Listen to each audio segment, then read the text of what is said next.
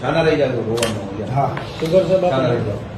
Sugar સાહેબ આ માફિયાઓના ત્રાસની નોંધ લેજો તમે. તમે જુઓ આ માફિયા વિસાવદરમાં અનાજ માફિયાનો સાહેબ તમને ખબર નહીં હોય.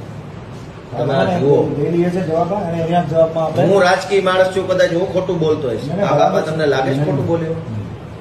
દાદાનો વહીવટ કેટલા 2 દુકાનો ચાર્જમાં તમે આ બાબતમાં એફઆઈઆર એમાં લખાવીશ પણ મારે કેવું છે સ્પીકર ગાયને 40 વર્ષ આખી દુકાન કોઈ દિવસ ક્યાંક ફરિયાદ નહીં. હું સમજી ગયો સાહેબ ને પૂછો, હું પૂછી લે પછી એવું રાજીનામું દેવાયું કે તમે સારા માણસ દુકાન તમારી વ્યવસ્થિત છે આ કોકે બરાબર છે, પણ હું હવે જવાબ જે તપાસ કરીને ગાર્દીને આ દુકાનો આ વેચ્યું છે એના આધારે હું કલેક્ટર સાહેબને દરખાસ્ત કરી દઈશ.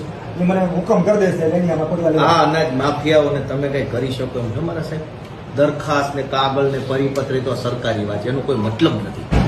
આ જે 4-5 અનાજ માફિયા વિસાવદરની સરકારી દુકાનો ઉપર જે દાદાગીરી કરે એને આવડું મોટું સરકારી તંત્ર કઈ કરી શકે એમ છે? તમારાથી કઈ થશે? સાહેબ આ મારે શું બોલું, મારી પાસે શબ્દો નથી સાહેબ. માફિયાઓની તમે વાત જ જવા દો, તમારાથી કંટ્રોલ નહીં થાય. આમ ગરીબના પેટનું અનાજ છૂટવાઈ જાય સાહેબ. આપણને પેટમાં તો દુખવું જોઈએ ને.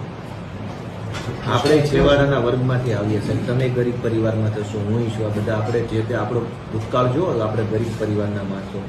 આપણી જેવા બીજા ગરીબ બેન દીકરીના 4 કિલો ઘઉં કોઈ માફિયા તંત્ર લઈ જાય અને આપણો જીવ ન બળે, આપણે માણસ જ નથી રહ્યા સાહેબ. આપણે માણસ મટી ગયા. એ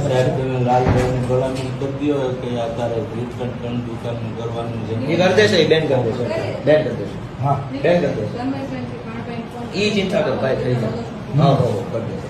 નગર પછી બોલા કદા બોલો ના પાડે તો એ નો કે ના ના ના એ ચિંતા કરો માં તમે. એ તો બેને કહી દીધું. ઈ જ કરે છે કે બોલો કદા ના ના એ બેને કહી દીધું. એ ચિંતા કરો સીતો ના પાડે તમે બેન જરા ધ્યાન બેન કરી દેશે. એ કોઈ ચિંતા નથી. એ થઈ જાય. એ ઉપાધિ આજ તમે હોઈ જાઓ શાંતિ છે. છાના રહી જાઓ, બહુ રોવાય નહીં. આ છોકરા બેઠા છે મારું ગોળી પીશે ને મોટા બ્રાહ્મણની ગોળી. હા એવું ન કરે કે આ બધી માથાકૂટો કે જે કંઈ થયું એના કારણે બાપાને દબાવી અને પાણભાઈનું વિતરણ કરવાનું છે.